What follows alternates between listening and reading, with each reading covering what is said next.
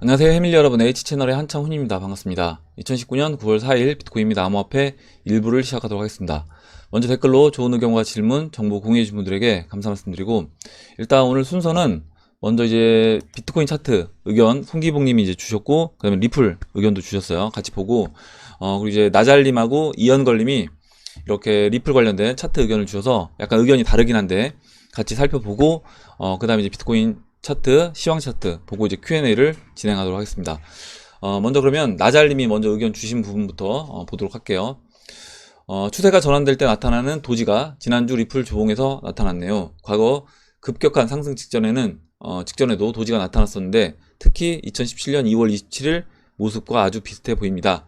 이게 맞다면 1, 2주 완만한 상승에 이어 급격한 불장이 있을 것으로 조심스럽게 예상해 봅니다. 이렇게 이제 써주셨고, 일단 차트 의견 주신 부분 보면요, 지금 이제 2014년도 14년도 말에 이렇게 크게 상승하기 직전에 주봉에서 보면 이와 같이 봉이 이렇게 짧게 도지 형태로 이제 나타나는데 3주 연속 나타나는데 뭐 이런 모습, 그리고 2017년도 2월 달에 상승 직전에 뭐 상승 직전 1-2주 남겨놓고 이런 모습, 그리고 그 모습이 이제 지금 현재 위치도 이제 비슷하게, 여러분들 제 사진 때문에 이게 보이실지 모르겠는데 여기도 이제 비슷하게 나타났다, 이렇게 이제 현재 위치에서도요. 그래서 의견을 주셨고, 여기서 그렇다라고 하면 한 1-2주 정도 좀 더 뭐 저점을 높이면서 살짝 올라오다가 급등하는, 이와 같이 2014년도 말이라든가 2017년도 2월 달과 같이 급등하는 모습으로 진행될 수 있다 라는 이제 의견을 주셨습니다. 근데 이제 그 전의 모습은 약간 달라요. 2014년도 같은 경우는 이때 보시면 주봉이 천천히 이제 올라오다가 이렇게 누운 거고요. 2016년도 말 17년도는 이렇게 완만하게 그냥 횡보하는 이런 모습으로 이제 진행되다가 급등하는 거고, 올해 같은 경우는 보시면 이렇게 쭉 좀 약간 급락하듯이 쭉 빠지는 이런 모습이 나왔습니다. 그래서 차트 모습이 이제 이때와 그 전의 모습은 약간 다르다. 물론 이제 지금 이제 표현해 주신 이 위치는 비슷하긴 한데 지금 전체적으로 그 전에 왔던 경로의 모습은 약간 차이가 있다라는 겁니다.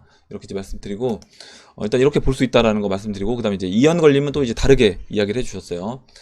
볼게요. BTC 마켓 기준 리플 1684토시까지 하락 예상합니다. 당황하지 마시고요. 리플 역사를 보시면 완만한 우상향은 없었습니다. 내려찍고 급상승이었죠. 아마도 비트코인이 전고점을 찍거나, 그러니까 의견이 좀 달라요. 지금 나잘님 같은 경우는 이렇게 약간 하방 경직성을 보이다가 저점을 좀 높이면서 급등하는 이런 모습으로 진행됐다. 예전에 과거 차트가, 리플 차트가 이렇게 의견을 주셨고, 지금 이제 이연걸림은 리플이 이렇게 그렇게 그냥 하방 경직 이렇게 보이다가 올라가는 그런 종목이 아니라 올라가기 전에는 완전 급락을 했다가 이제 올라갔다. 이렇게. 그래서 이거는 이제 어디 위치를 내가 보고 있느냐에 따라서 좀 달라질 수 있는 겁니다.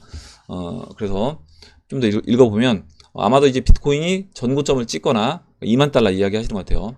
하락 추세선을 뚫을 때가 리플의 하락 5파 끝지점이라고 생각합니다. 제가 카운팅한 게 맞다라고 하면 1684토시를 찍고 짧은 시간 안에 급등할 거라고 생각합니다. 이렇게 의견 주셨고, 금은동님이 1684토시를 빵형이 보면 뒷목 잡겠네요. 리플사가 이 이미지 UR 이 닷컴 사이트에 100만 달러 투자, 제가 이제 지난번에 베티서님 이제 그 기사 내용 보여주셔서 확인해 보니까 2천만 달러를 투자했더라고요.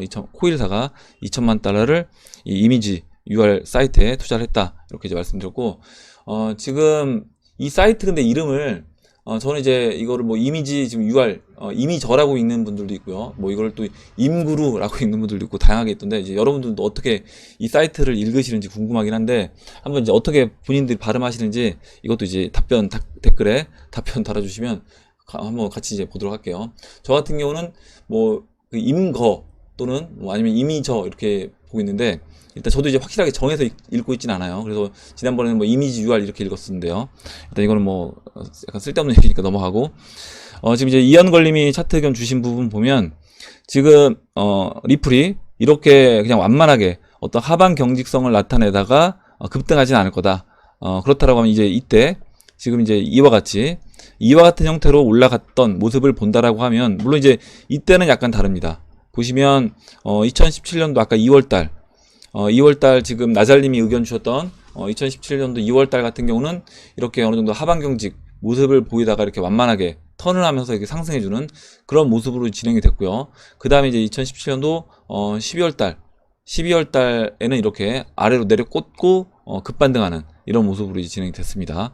작년 이제 9월 달도 그와 같은 2017년도 12월 달과 같은 약간 비슷한 형태로 진행이 됐다. 그렇다라고 하면 지금 여기에서 이번에도 이와 같은 형태로 마지막으로 좀 내려 꽂고 마무리하고 진행되지 않겠냐 이 의견을 주신 거고, 지금 이제 1파, 뭐 2파, 3파, 4파, 5파 이렇게 차트 의견을 주셨어요. 그래서 뭐 이건 이제 그리기 나름이기 때문에 뭐 이렇게 이제 볼 수도 있다라고 생각을 하고, 일단 지금 5파가 이렇게는 이제 마무리가 되지 않을 거다라는 겁니다. 지금 이제 이연걸림 의견은 5파 마무리가 이렇게 그냥 약간 뜨뜻미지근하게 옆으로 누우면서 5파 마무리가 되지 않는다라고 하면 마지막으로 한 방 내려 꽂는 이와 같이 3파 끝자락의 모습과 같이 아래로 한번 내려 꽂는 모습이 나오고 그 다음에 이제 올라가지 않겠냐. 그렇다라고 하면 이제 이 수치를 한번 예상해 봤을 때 한 1684토시까지 빠지고 이제 위치로 보면 한 뭐 9월 말이라든가 뭐 10월 초쯤 될 것 같아요. 그래서 9월 말쯤에 이렇게 한번 내려 꽂고 올라가지 않겠냐 이렇게 이제 의견을 주셨습니다. 물론 이제 이렇게 진행될 수 있고, 지금 이제 그러면 송기복님이 이연걸림 의견 여기까지 보고 이제 송기복님이 의견 주신 부분 보도록 할게요. 송기복님이 지금 의견 주신 부분 보면 먼저 이제 비트코인 움직임을 이제 예상을 해 주셨습니다. 지금 그 7월 29일 지금 위치가 여기잖아요. 이제 9월 3일 여기고, 이 지금 이 뒤에 이 그림은 지금 그림판 이용해서 붙여서 이제 미리 예상 경로를 그려 주신 거예요. 뭐냐면 지금 어디냐면요, 7월 29일 이 모습 바닥 찍고 이렇게 7월 29일부터 8월 초까지 올라왔던 이 모습을 이렇게 따로 잘라서 여기 이제 붙여 주신 겁니다. 그래서 이렇게 진행됐을 때 이와 같이 12,500달러까지 추가적으로 이제 상승해 줄 수 있고, 12,500달러까지 올라온 이후에 지금 이때 조정받았던 것처럼 조정받고 다시 돌아 나가는, 물론 이제 이때는 다시 박스 중심을 깨고 내려왔습니다. 근데 지금은 이제 그와 같이 내려가는 그런 그림은 아니고 이제 다시 상승으로 진행되는 그림으로 차트를 의견을 이제 주셨고, 비트코인이 이렇게 진행이 될 때 그렇다라고 하면 이제 비트코인 추가적으로 상승 12,500달러까지 올라온다라고 하면 여기에서 알트코인들은 올라가지 못할 거다. 그렇다라고 하면 이제 리플 같은 경우도 추가적으로 조정을 더 받을 수 있지 않겠냐 이렇게 이제 의견을 주신 겁니다. 이제 리플 물론 이제 그 사토시 가격하고 원화 가격하고는 약간 차이가 있을 수 있고요.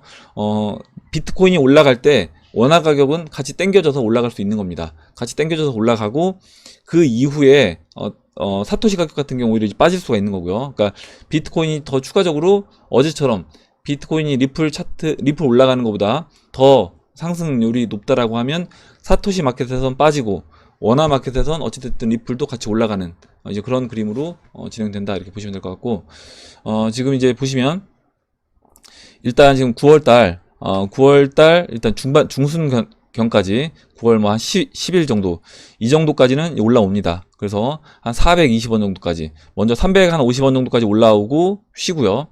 이게 이제 비트코인이 한 12,200달러 정도까지 올라온다 이때. 그리고 리플 때 쉬어주고, 그 다음에 리플이 추가적으로 이제 올라와서 한 420원대까지 올라와 주는데, 여기서 이제 횡보를 하면서 장기 이평선 밑에서요, 지금 이제 그 원화 차트에서 120일 이평선인 것 같은데 이거 체크는 안 해봤습니다. 일단 장기 이평선이라고 할게요. 그냥 이 검정색 장기 이평선 밑에서 좀 쉬어주고 그 다음에 이제 급등하는 이런 형태로 진행된다라고 하면 올라왔을 때 이게 이 자리가 한 9월 말쯤 9월 한 20일에서 말 사이에 이렇게 상승해주는 그런 이제 그림으로 진행되지 않겠냐 이렇게 의견을 주셨고, 일단 지금 의견 주신 게 보면 이연걸림 의견하고 지금 이제 송기복님 의견하고 비슷하게 이제 볼 수도 있습니다. 뭐냐면 지금 이제 이연걸림 의견도 뭐 9월 말 또는 이제 10월 초쯤까지 비트코인이 올라와 주면서 사토시 가격, 물론 이제 1684토시라고 이제 송기복님은 얘기는 안 해주셨지만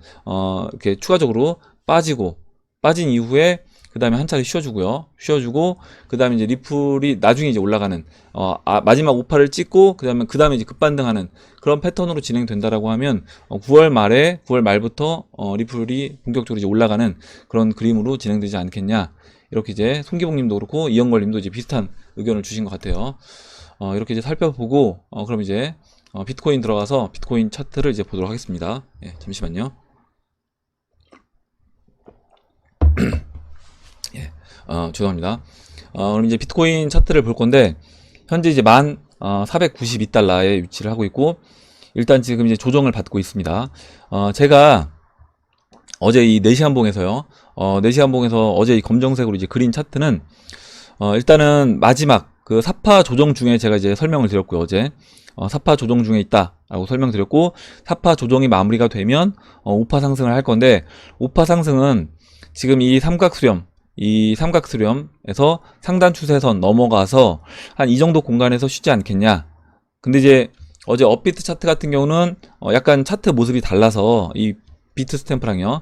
업비트 차트 같은 경우는 이 돌파하지 않고 여기서 이제 맞고 떨어질 수도 있다라고 이제 의견을 드렸는데, 일단 비트 스탬프도 이 상단 추세, 이 삼각수렴에서 상단 추세를 돌파하지 못하고 지금 보시는 것처럼 맞고 떨어졌습니다. 그래서 어제 이제 예상한 이 예상 경로는 약간 차이가 나고, 지금 이제 모습을 본다라고 하면 지금 이제 1파, 2파,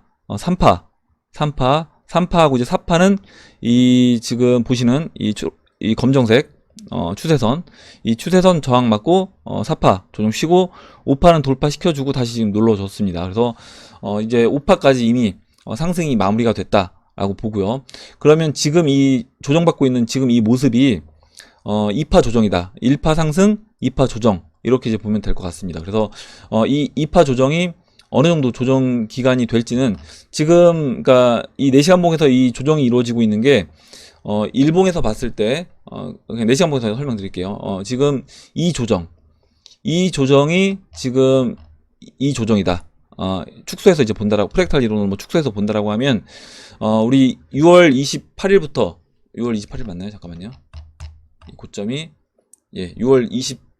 맞습니다. 6월 27일, 6월 28일 이 고점부터 지금 조정받았던 이 모습이 지금 이 9월 3일 이때 이제 4시간 봉에서 고점 찍고 조정받고 있는 그런 모습으로 이제 보시면 될 것 같고, 여기서 아마 그렇다라고 하면 먼저 아래로 이때도 보시면 먼저 아래로 급하게 내려꽂고 반등해주고 또 내려꽂고 올라와 줍니다. 그래서 약간 이렇게 아래로 이렇게 흘러내리는 이런 모습으로 진행이 됐잖아요. 그러면 지금 이 4시간 봉에서도 그와 같은 형태로 진행될 수 있다. 무슨 얘기냐면 여기서 일단 아래로 조정받고요. 거의 이제 3파 고점 위치까지 조정받았습니다. 3파 고점 위치까지 조정받고 지금 다시 반등해주고 다시 눌러주고 반등해주고 눌러주고 이런 모습. 아까 이제 지금 제가 방금 전에 6월 26일부터 지금 현재 9월 4일까지 있었던 그런 모습이 이 4시간 봉에서 추가적으로 이제 보여주고 그 다음에 이제 넘어가는 모습으로 진행될 수 있는데, 제가 지금 보시면 이 삼각수렴 아래 추세선을 여기를 그렸어요. 이 지금 7월 29일 이 저점과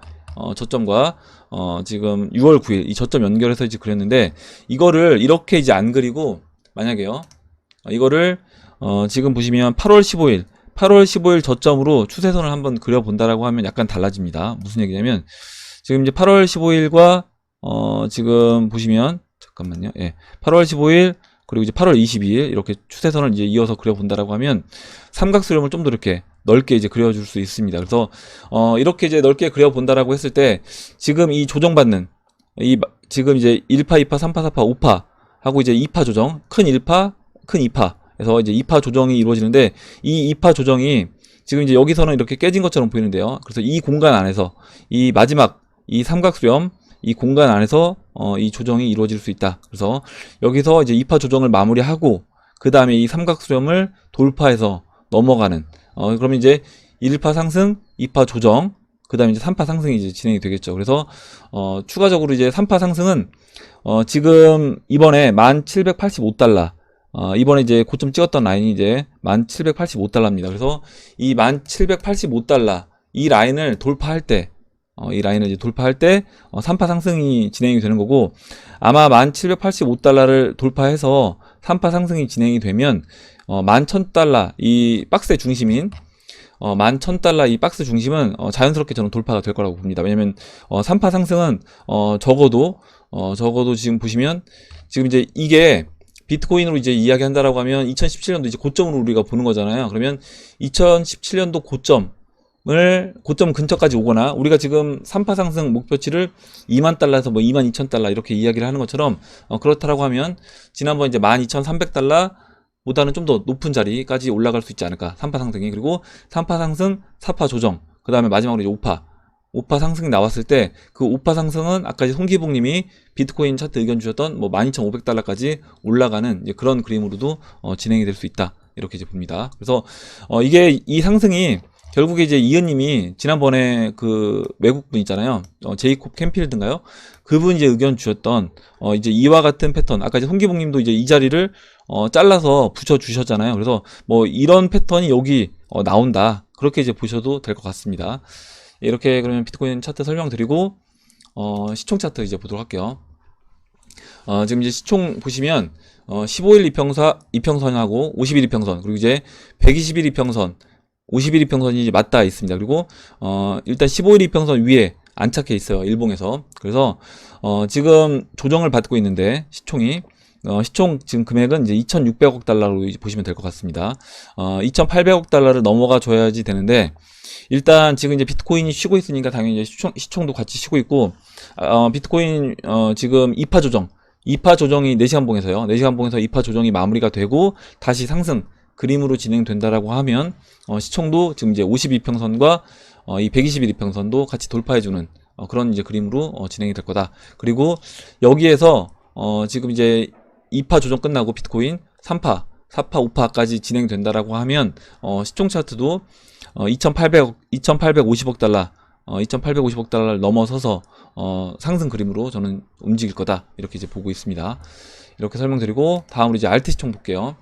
알트 시총이 지금 좀 알트가 안 움직이는 모습이 나오고 있는데, 일단 비트코인 올라가면서 알트코인들도 BTC 마켓에서는 떨어지는 그런 모습이 나오긴 했지만, 어찌됐든 이제 원화 가격이든 달러 가격이든 같이 상승하는 그런 모습이 나왔습니다. 그래서 지금 이제 보시는 것처럼 알트 시총도 이렇게 하락세경 패턴에서 이 위에 추세선 위까지 이제 바짝 붙여준 모습이고요. 지금 보시면 15일 이평선 돌파 직전에 있습니다. 그래서 지금 이제 비트코인이 상승을 하게 되면 BTC 마켓에서는 추가적으로 알트코인들이 좀 더 하락 모습이 나올 수 있는데, 그렇다라고 하더라도 어찌됐든 비트코인 올라가면서 원화 가격이든 달러 가격이든 땡겨준다라고 하면 같이 이 알트 시총도 이 15일 이평선을 돌파하는 그런 모습으로 진행이 될 거다. 이렇게 보고 50일 이평선 안착해 준다. 알트 시총 자체가 50일 이평선에 안착을 해주면 그때부터 이제 알트도 저는 상승하는 그런 움직임으로 나올 거라고 이제 보고 있고,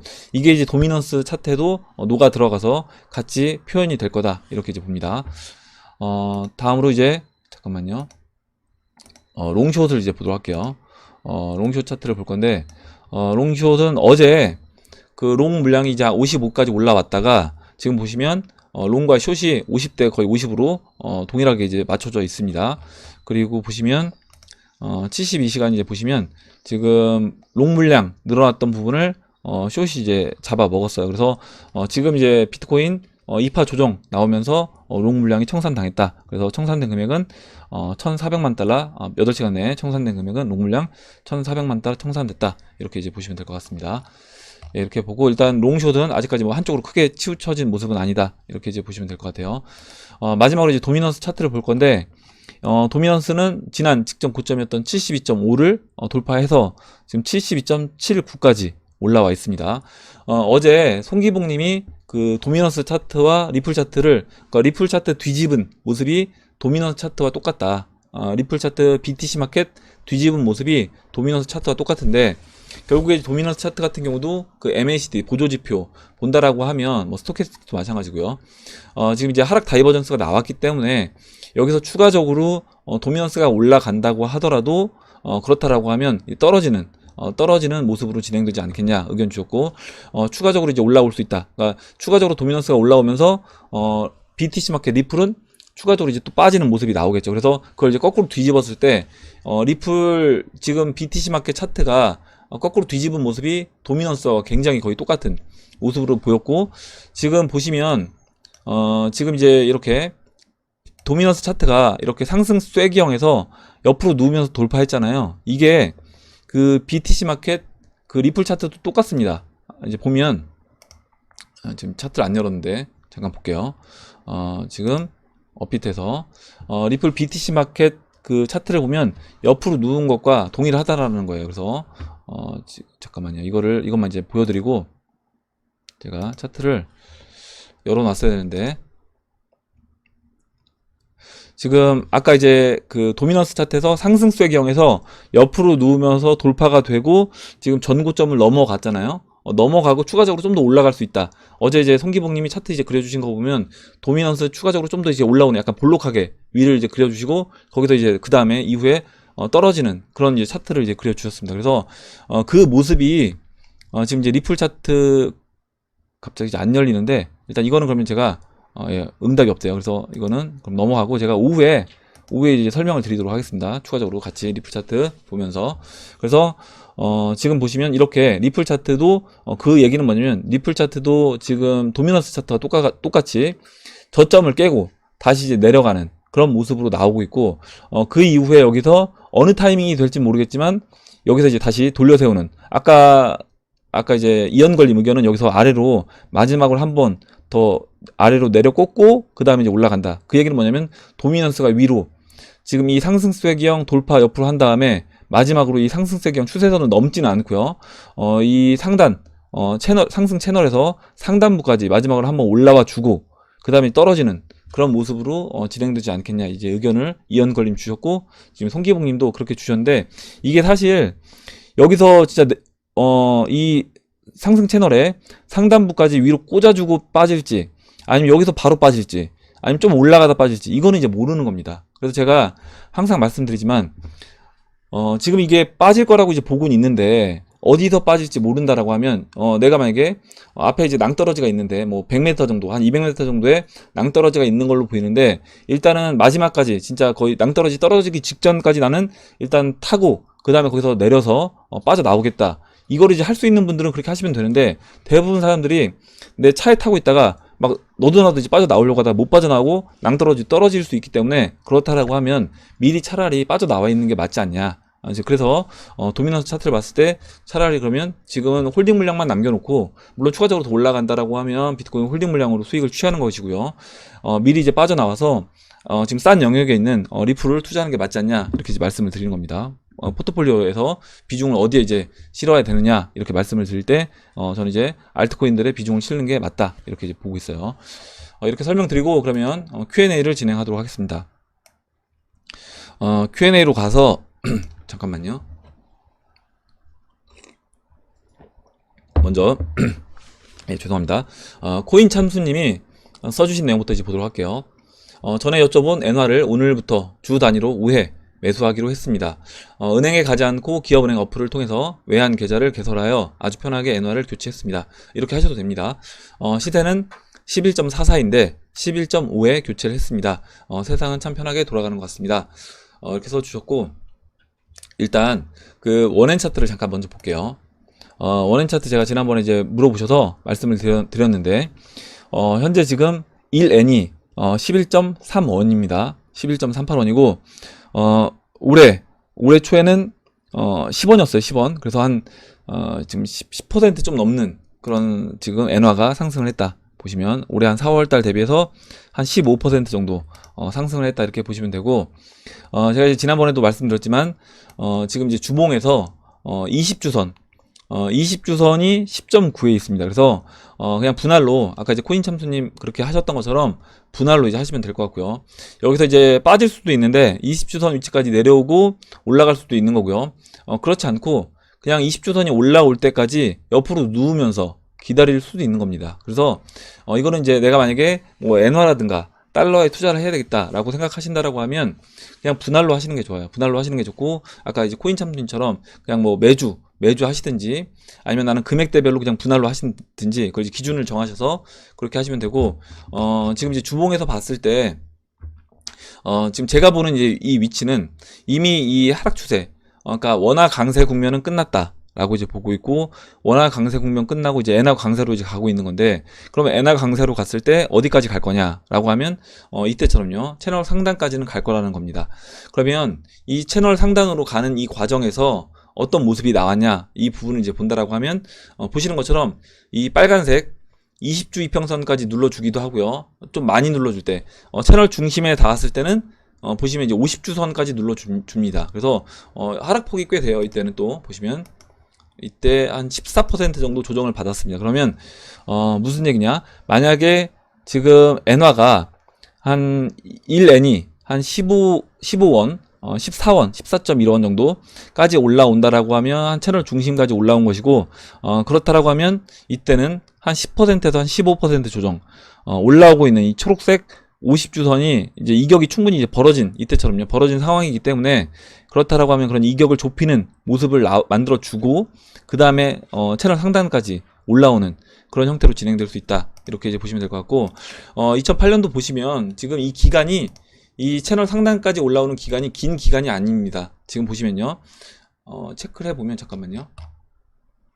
지금 이 추세선을 벗어난 다음에 일단 이렇게 추세선을 이제 연결해서 본다라고 하면, 이 추세선 돌파한 이후에 돌파 시점부터요, 돌파하고 한번 눌러주고 지금 한 이 정도 올라온 겁니다. 지금 현재 벌써 이 정도 올라온 건데, 그렇다라고 하면 지금 이제 이 정도 올라와 있는 상태니까 지금 이제 이 자리, 지금 거의 모습도 비슷해요, 위치가. 그래서 2008년도 2월달 위치와 비슷하다. 그러면 채널 상단까지 올라오는데 얼마 걸렸냐 보시면요, 채널 상단까지 올라오는데 12월. 그래서 2008년 2월에 위치와 12월의 위치를 본다라고 하면 거의 한 10개월 사이에 엔화가 채널 상단까지 올라오는 그런 모습으로 진행이 됐고, 그렇다라고 하면 지금 위치에서 지금 이제 9월이잖아요. 그러면 앞으로 이제 한 10개월이라고 하면 뭐 내년 한 6월 정도, 내년 6월 정도가 됐을 때는 그 전에도 이건 더 뭐 빨라질 수도 있는 겁니다. 물론 뭐 한 2, 3개월 또 연기될 수도 있는 건데,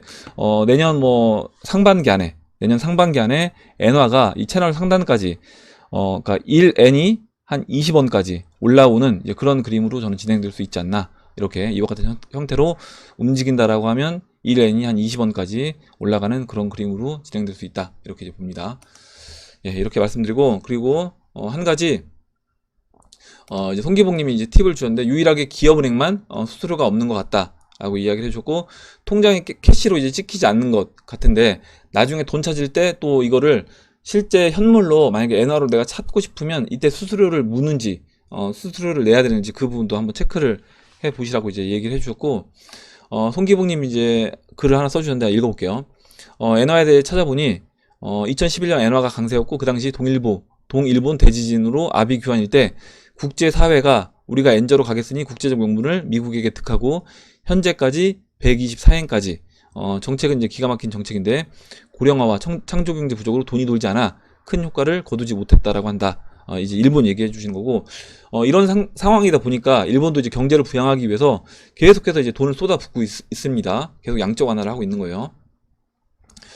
그래서 이제 보시면 이런데도 이렇게 외세에 휘청이는 것 보면 10월 위기설 등 부도가 난다 어쩐다 하는데, 순채권국으로 3조 국가부채 253억 달러인데, 여기 이제 DBS 프리미엄 23인가, 한국은 국가부채 35인가 하는데 DBS 35 정도로 찾아보세요. 이렇게 써주셨고, 오히려 한국이 근데 더 부도 확률이 높게 나오는데, 그러고 보면 엔화는 참 특이한 것 같다. 나라가 어려워지는데 외환위기가 아니라 오히려 엔화 강세로 가니.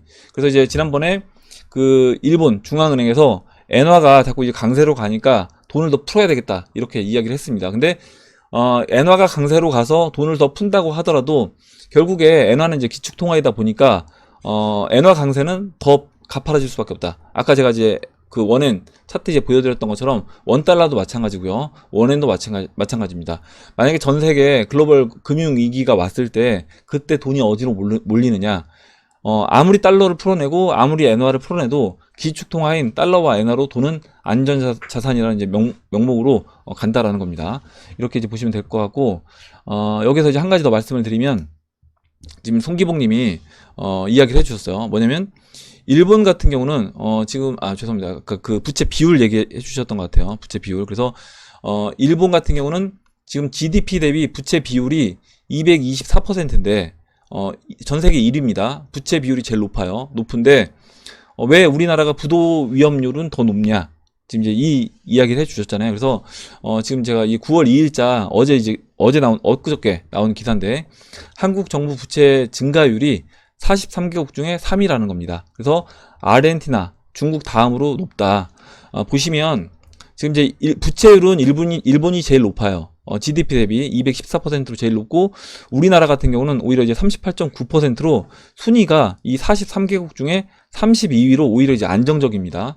부채 비율로 보면 안정적인데, 근데 왜 우리나라가 그 부도율은 제일 더 높냐, 일본보다? 그거는 이 부채 연평균 증가율에 있습니다. 보시면요. 일본 같은 경우는 부채 연평균 증가율이 3.4%밖에 안 돼요. 그러면 지금 이제 214%이 부채는 높지만 이 부채만 관리가 되는 부채라고 하면 이 부채 증가율이 높지 않기 때문에 결국에 이제 일본은 부도율이 우리나라보다 낮을 수밖에 없다. 근데 우리나라는 보시면 이제 아르헨티나는 연평균 부채 증가율이 29.2%예요. 그리고 지금 부채율도 우리나라보다 훨씬 높습니다. 그러니까 이제 아르헨티나는 굉장히 이제 어려운 지금 상황인 거죠. 우리나라 그다음에 이제 중국인데 2위가 이제 중국이에요. 중국 같은 경우는 보시면 부채율이 49.8%고 부채 증가율은 17.9%입니다. 그래서 연평균 부채 증가율이 이렇게 빠르게 올라가고 있다. 그러면 생각을 해보시면 만약에 GDP가 늘지 않는 범위 내에서 이렇게 부채가 연평균 증가율이 높게 올라온다라고 하면 이 GDP 대비 부채 증가율도 지금은 49.8%로 뭐 중국이 어느 정도 안정권에 있다라고 하더라도 이 빠르게 올라오는 연평균 증가율로 인해서 뭐 지금 이제 아르헨티나라든가 다른 나라들처럼 높은 나라들 이와 같은 대로 진행되는 데는 시간이 이제 오래 걸리지 않을 수 있다. 그렇다라고 하면 그 나라의 이제 부도율을 놓고 봤을 때 실제 현재 GDP 대비 부채율보다 부채율이 증가하는 속도를 봤을 때 이 속도가 높은 나라가 부도율이 좀 높게 진행될 수 있지 않나. 그래서 우리나라가 일본보다 부도율이 높게 보여질 수 있는 거다. 이렇게 이제 좀 이해를 해주시면 될 것 같아요. 그래서 이제 우리나라 같은 경우는 지금 이제 이 43개국 중에 14.4%로 이 연평균 증가율이 굉장히 높은 편입니다. 그래서 부채 증가율이 다른 나라보다 좀 높은 편이고 이와 같은 속도로 우리나라도 진행이 되고 있다. 근데 GDP가 늘지 않는다라고 하면 지금은 38.9지만 이게 이제 2배가 되는 데는 시간이 오래 걸리지 않을 수가 있는 겁니다. 왜냐면 연평균 3%, 뭐 이렇게 5% 안쪽으로 늘어나는 부채가 늘어나는 나라들과 우리나라처럼 이제 14%씩 쭉쭉 늘어나는 나라 이렇게 비교해 본다라고 하면 우리나라가 부도율이 다른 나라보다 높을 수밖에 없다. 이렇게 이제 보시면 될 것 같아요. 이렇게 이제 설명을 드리고 넘어가도록 하겠습니다. 예, 그래서 이제 송기봉님이 이제 물어보신 부분 말씀을 드렸고, 다음으로 이제 에릭유님이 써주신 내용 보도록 할게요. 에릭유님이 잠시만요.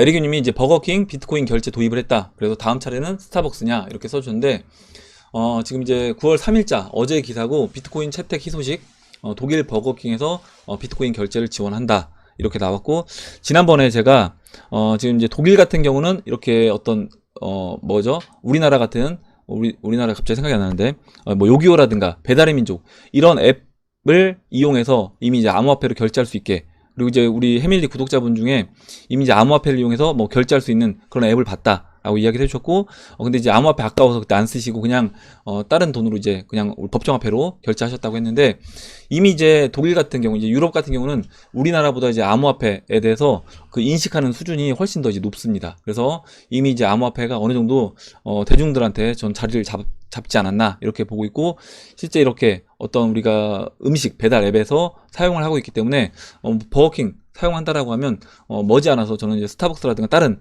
이런 음식 업체들도 배달 업체들도 이런 암호화폐 결제를 다 이용하게 될 것 같다라고 이제 봅니다. 그래서 우리나라 같은 경우는 뭐 버거킹도 중요하긴 한데 지금 이제 벡트 오픈하고요. 벡트 오픈하고 스타벅스에서 아마 그 앱을 이용해서 스타벅스 앱을 이용해서 암호화폐로 결제를 할 수 있는 그 시스템이 마련되고, 암호화폐로 결제를 했을 때 뭔가 혜택을 준다라고 하면 굉장히 빠른 시간 안에 이게 이제 자리를 잡을 수 있다라고 이제 보고 있어요.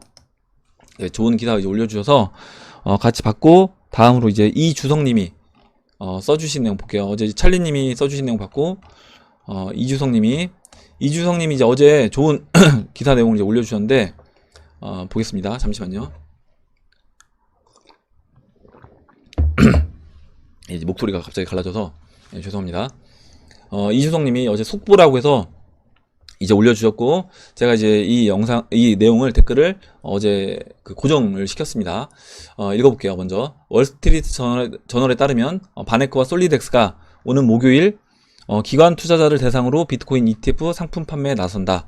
앞서 두 업체는 SEC에 비트코인 ETF 판매 허가를 요청했으나 반려된 바 있다.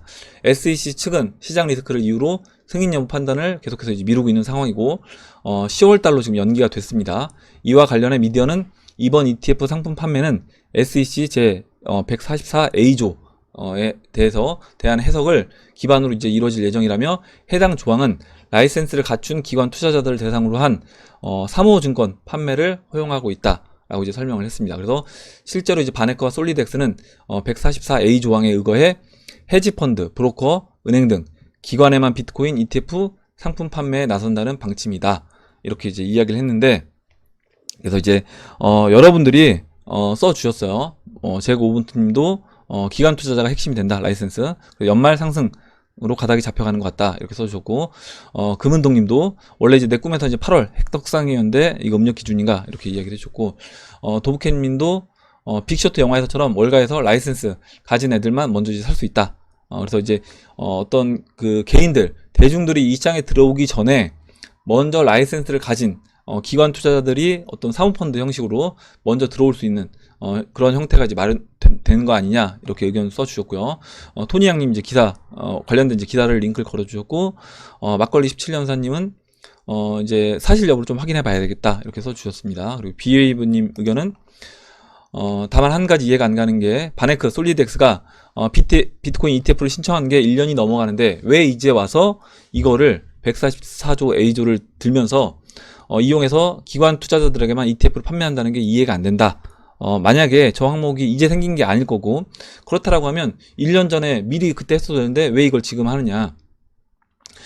결론이야 비트 상방을 만들기 위한 그 작전의 소재일 뿐이겠지만 조금은 어이가 없고 실소가 나오게 하는 방식이다.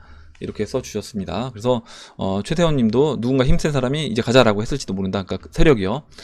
이렇게 써주셨고, 마지막으로 이제 금은동님이 개인이 아닌 기관 투자자들 대상으로 판매한다고 하네요. 사실 개인 투자자는 기관에 운용 위탁하면 되는 거니까 간접적 ETF 상품이 나온 것 같다. 그래서 SEC를 압박하는 건지 서로 조율해서 테스트 버전으로 나온 것 같기도 하고요. 이렇게 써주셨습니다. 그래서 일단 이제 여러 가지 이제 다양한 의견들을 쭉 써주셨는데, 다 이제 어느 가능성이 저는 충분히 있는, 이야기라고 이제 보고 있고, 아까 이제 비웨이브님 이야기처럼 이거를 이미 작년에, 얘네가 신청을 했었고, 작년에 만약에 거절당했을 때, 그때 이 조항을 들어서 사모펀드 판매 형식으로 팔 수 있다라고 하면 팔 수 있었을 건데, 이거를 왜 굳이 이 타이밍에 지금, 하느냐라는 거죠. 그래서, 뭐, 여러 가지 이제 이유가 있을 것 같은데, 제가 봤을 때는 뭐냐면 ETF 만약에 승인이 진짜 늦어지니까 얘네 입장에서요, 그 바네크 입장에서, 바네크 솔리덱스 입장에서 어차피 ETF 승인이 계속해서 이제 미뤄지니까, 야 그렇다라고 하면 만약 승인이 안 난다, 만약 10월달에 승인이 안 나는 그런 이야기를 뭐 들었을 수도 있고요. 그랬을 때 그렇다라고 하면 그냥 이런 사모펀드 형식으로라도 우리가 팔자, 뭐 이런 이유가 될 수도 있고, 그게 아니라고 하면 아까 그냥 세력 입장에서 야 지금 니들 이거 사모펀드로 판매해라, 뭐 이렇게 이야기하는 것일 수도 있고요. 아니면 ETF 승인이 오히려 10월 달에 이제 날 거로 보고 지금 그에 맞춰서 9월 달에 이런 사모펀드 형태로 먼저 그럼 팔자, 이렇게 하는 걸 수도 있지 않나. 아니면은 그것도 아니라고 하면 대중들한테 판매하기 전에 돈 있는 사람들이 먼저 좀 선점하는 목적으로 사모펀드 형식으로 해서 ETF를 판매를 하고, 돈 있는 사람들만, 기관 투자자들만 들어올 수 있게 해주고 나서 그 다음에 대중들한테 파는 게 어떠냐. 보시면 알트코인 중에 해시그래프 같은 경우는 ICO 형태를 이런 식으로 이제 진행했다라고 볼 수 있어요. 뭐냐면 ICO 진행을 개인들한테 판매한 게, 대중들한테 판매한 게 아니라 먼저 기관 투자자들 대상, 그리고 사모펀드, 약간 어떻게 보면 사모펀드의 형태로 돈 있는 100만 달러 정도 이상 되는 몇백만 달러 기준으로 그 정도의 자금이 있는 개인 투자자들 돈만 받겠다, 이렇게 이야기를 하고 돈을 모집을 했습니다. 그 이후에 지금 이제 업비트 거래소에 상장을 한다라고 했는데, 이렇게 되면 오히려 초기에 그 기관 투자자들, 그리고 돈 많은 개인 투자자들 같은 경우는 아마도 제 생각에는 아마 그 ICO 가격 대비해서 거래소에 상장될 때는 몇 배, 적어도 뭐 3배에서 뭐 5배 이런 식으로 높은 가격으로 책정이 돼서 판매가 될 것이고, 왜냐면 이제 돈 있는 사람들이니까 대중들처럼 막 시장에 나온다고 하더라도 던지지 않을 거라는 거죠. 그래서 어느 정도 그들한테 이익을 먼저 취할 수 있게끔 해주고, 대중들은 높은 가격에서 이제 받을 수 있게끔 그와 같은 형태로 진행된다라고 하면, 지금 이 ETF를 사모펀드 형태로 먼저 9월달에 만들어서 판매를 하고, 그래서 이제 기관 투자자들 그리고 돈 있는 개인들만 참여할 수 있게끔 해주고, 그 다음에 이후에 대중들도 참여할 수 있는 그런 ETF 형태로 진행을 시키려는 의도일 수도 있겠다, 이런 생각을 해봤습니다. 예, 이렇게 보고 마지막으로 좋은 기사 내용을 이제 이주성님이 속보로 이제 올려줘서 같이 한번 봤고요. 마지막으로 도부캡님이 써주신 내용 보고 이제 마무리하도록 하겠습니다. 느낌상 벡터 오픈 전까지는 게임머니인 비트만 매수해서 오르다가 오픈 후에 잡코들은 공매 등에 의해 사라지고 실제 가치 있는 알트들이 상승할 것 같아요. 각국 증시들, 특히 미국 증시가 고점에서 폭락하는 시기와 도미노스 떡락 시기가 일치한다면 정말 소름 돋을 것 같습니다. 보이지 않는 손이 정말 누군가의 손일지도 모르겠다는 생각이에요. 그리고 이제 그 시기를 결정짓는 변수가 트럼프 재선일 것 같고, 앞으로 5년 미중전쟁 시나리오라는 책에서는 2020년경 트럼프 투자안의 효과가 끝나서 경제지표가 장기 하락으로 반전하며 실패할 것이라는 주류 경제학자 진영의 예측을 빗나가게 할 수 있는 요소로, 첫 번째가 신흥국가 중국의 경제위기 가능성, 미국의 상대적 강세이고, 다른 하나는 미래산업이 만들어낼 신산업, 버블 경제 효과라고 보고 있습니다. 책에서는 미래산업을 AI 미래자동차, 기타 소프트웨어 및 컨텐츠 산업, 로봇, 바이오로 보고 있습니다. 암호화폐를 직접 언급하진 않았지만 결국 저기서 말하는 신산업, 버블의 핵심은 암호화폐가 될 수도 있겠다는 생각이 듭니다. 그리고 미중 전쟁으로 본인들의 경제 위기가 다가오는 속도가 빨라지는 것을 막을 수 없어서 그중 이제 암호화폐를 서두르는 것일지도 모르겠다는 생각이 드네요. 이렇게 써주는데, 뭐 맞습니다. 맞고 저도 이제 이렇게 보고 있는 거죠. 일단 경제 위기 상황이 오게 되면 당연히 뭐 중국만, 그러니까 미국이 패권 전쟁에서 중국을 잡기 위해서 패권 전쟁을 한다고 하더라도 2008년 서브프라임 때 그 리먼 브라더스가 이제 파산한 것처럼 미국도 저는 어떤 타격을 받을 수밖에 없다. 그리고 이제 미국도 경제적으로 영향을 받을 수밖에 없다, 이렇게 보는데, 일단 대신 이제 그 과정에서 다른 나라들은 더 큰 피해를 보는 것이고요. 어느 나라가 이제 피해를 덜 보면서 이 위기 상황을 극복하느냐, 이게 이제 저는 관건이다, 이렇게 보고 있습니다.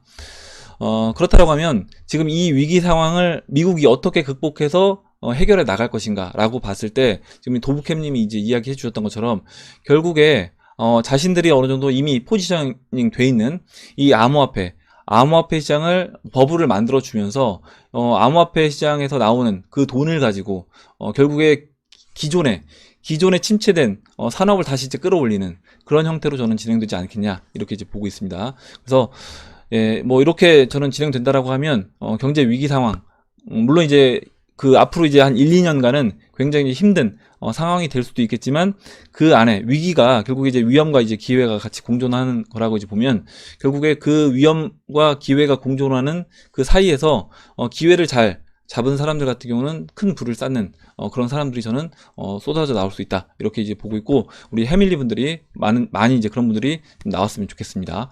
예, 오늘 여기까지 하고 이제 마무리하도록 할게요. 오늘 나온 얘기 중에 여러분들 궁금하신 내용, 또 같이 이야기하고 싶은 의견, 정보 있으시면 올려주시면 같이 이야기해보는 시간을 가져보도록 하겠습니다. 댓글 남겨주신 해밀리 여러분 감사드리고, 끝까지 영상 시청해주신 해밀리 여러분 감사합니다. 그럼 이상으로 영상을 마치도록 하고, 영상이 도움이 되셨다면 좋아요와 구독 버튼, 그리고 알림종 버튼을 눌러주세요. 감사합니다.